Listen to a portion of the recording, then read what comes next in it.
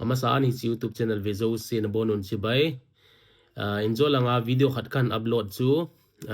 asian na lo lomwang chu pon in la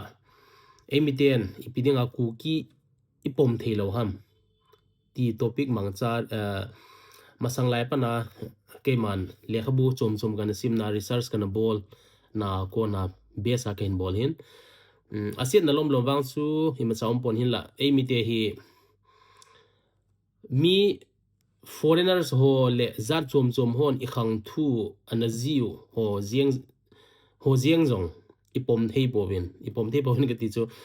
masang lai za hitabang thil so anom hi chi hitia anom ti ho example linguistic survey of India volume 3 aban le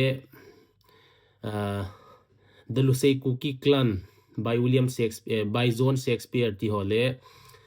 ethnicity and intercommunity conflicts ti ho vel emite zi hilo namdang zat chom hon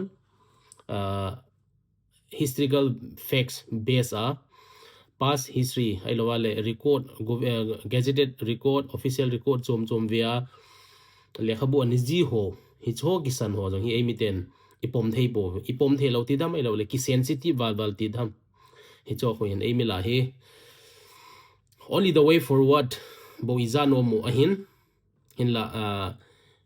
the way forward hong hin dinga a pass lai to bang thil so anomam hi chi thil so a kon ipt correction bol ham course correction ipt bol dam ti hi